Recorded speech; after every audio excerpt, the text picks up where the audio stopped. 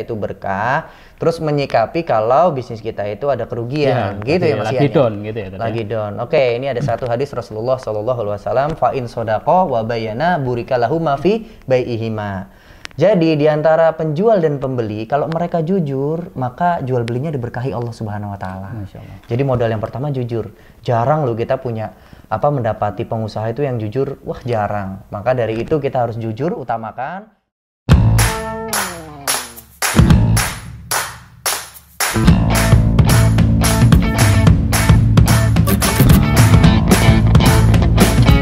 Bisa ya kita harus ya kayak ini kita harus invest peralatan ya mau nggak mau harus kan untuk mesin frozennya, mesin vakumnya gitu. Bismillah, secara harga mungkin ya lumayan lah, tapi ya karena memang ya ini investasi ya investasi mudah-mudahan setelah kita investasi ini ya pengennya juga bisa grow up ya, betul scale up untuk usaha yang mungkin di sisi lain lagi drop, ya bismillah lah kita ada cari peluang yang lain gitu kan. Jadi sahabat-sahabat nih yang baru menyimak ya, Mas Ian ini adalah salah satu pengusaha di wilayah Semarang ya, yang usahanya ini di bidang kuliner gitu ya.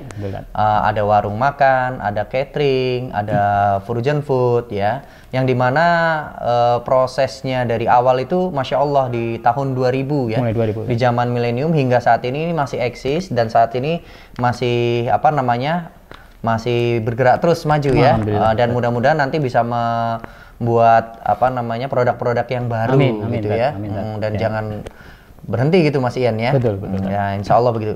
Jadi gini sahabat-sahabat ya, di sisi lain mungkin sahabat-sahabat bertanya ya, kalau di zaman saat ini Mas Ian itu ada nggak sih triknya atau tips buat sahabat-sahabat simak itu untuk memulai usaha itu? Apakah memungkinkan gitu? Atau yang sudah berwirausaha, mungkin yang sudah usaha terus mengalami drop gara-gara pandemi atau karena keadaan ini ya, itu bisa nggak kita sih sebenarnya bangkit lagi gitu? Bisa. Jadi kuncinya ini sih, jadi kita apapun ya bisnis kita itu ya harus namanya orang jualan itu kan harus narsis ya. Oh iya. Harus narsis ya. Kita nggak malu. Harus pede. Bahasa narsis. Sederhananya pede. Ya, percaya diri gitu. Pede. Karena sebenarnya setiap orang tuh dilahirkan tuh punya kepercayaan diri. Iya, dilahirkan tuh dia jadi seorang marketing.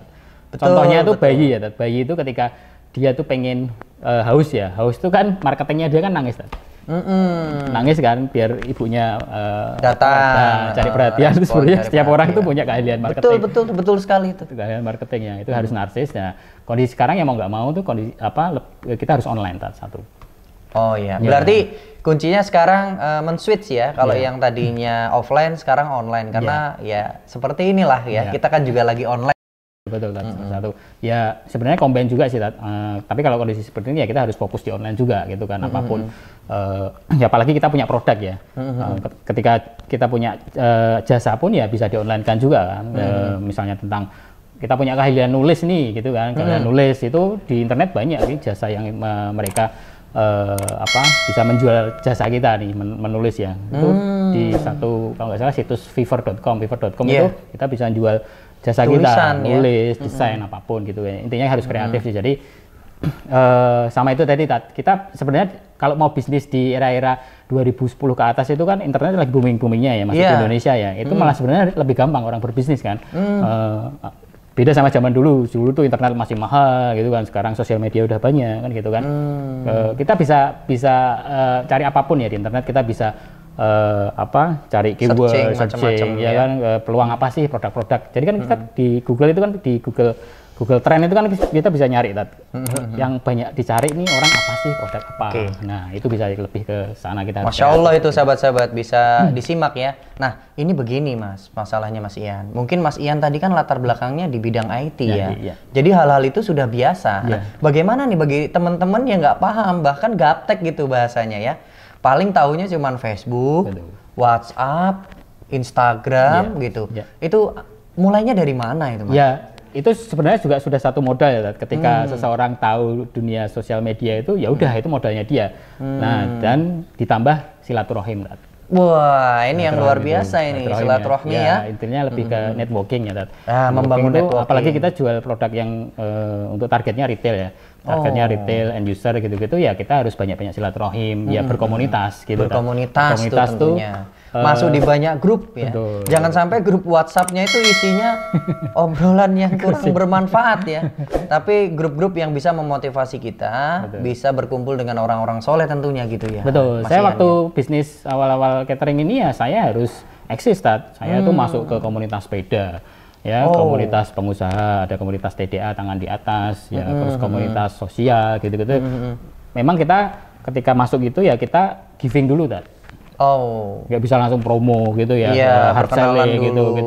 Mereka ada kegiatan apa kita support, misalnya pelan-pelan iya. itu lebih ke soft selling. Soft aja, selling ya gitu. bahasanya gitu. Masya Allah ini. Baik Mas Ian, mungkin karena tadi kita sudah panjang kali lebar obrolannya dan ini banyak sekali ilmu yang disampaikan nih Mas Ian nih. Dan mudah-mudahan bisa bermanfaat bagi saya pribadi dan teman-teman sahabat-sahabat yang nonton. Mungkin ada nggak sih motivasi buat teman-teman itu ya mungkin apa namanya sepatah dua patah kata lah yang bisa nanti diingat oleh sahabat-sahabat Islamic Trainer TV ini sebagai muhasabah juga ya, karena kan di masa pandemi seperti ini itu apapun harus kita kembali kepada syariat Islam ya. Yang paling utama adalah kita mengambil ibroh, mengambil hikmah di mana keadaan seperti ini itu memang sudah bagian dari takdir Allah Subhanahu wa taala. Betul. Jadi mungkin lebih ke sini, Tat. Jadi kalau apa ya bahasanya gini, ketika kita berbisnis itu bagaimana nanti, bukan nanti bagaimana, Tat. Beda, Tat. Bahasanya ya. Jadi kita harus bagaimana nanti, bukan nanti bagaimana. Bagaimana nanti itu ya udah jalan dulu yuk. Kayak contohnya gini, ketika kita pengen mandi ya wis mandi wae, nanti kok ada apa yang kurang apa nih, misalnya ternyata nggak bawa handuk nih, ternyata nggak bawa apa nih. Jadi ya bagaimana nanti, jangan nanti bagaimana. Kalau nanti bagaimana tuh nggak jalan-jalan, Tat. Berarti kalau nanti bagaimana tuh ada sebuah ketakutan. Betul.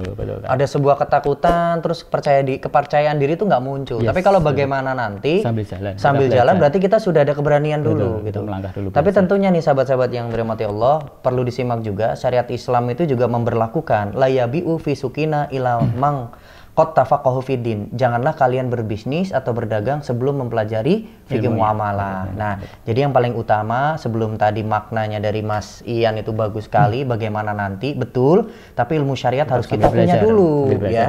Supaya nggak salah langkah, tujuannya adalah bagian dari hukum nih. Halal apa haram, gitu Mas Ian ya. Ya, terkait itu kan kita juga kadang bisnis gini ya. Kita juga pengen untung. Nah, gimana sih Tat biar nggak cuma untung aja nih, jadi bisnis kita juga bisa berkah. Terus ya yang kedua, kan namanya orang bisnis kan juga kadang ada ruginya. Nah, kita menyikapinya gimana ketika ya ada rugi itu gimana kita menyikapinya lah gitu, biar secara ini ceritanya pertanyaan nih sahabat ini. Saya sampai gantian nanya, Tat. sampai bingung ini.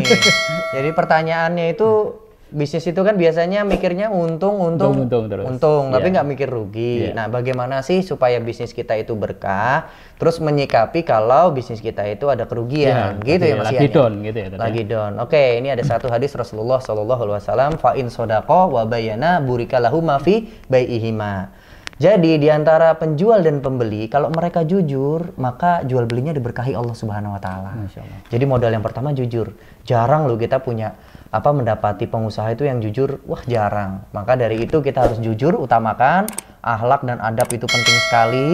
Dan kalau kita mendapati kerugian, ingatlah bahwasannya kerugian itu hanya di dunia saja, tapi berkah tetap mengalir pada diri kita. Begitu Mas Ian. Betul. Jadi Allah itu tidak mungkin menyia-nyiakan hambanya. Hal jazaul ihsani ilal ihsan.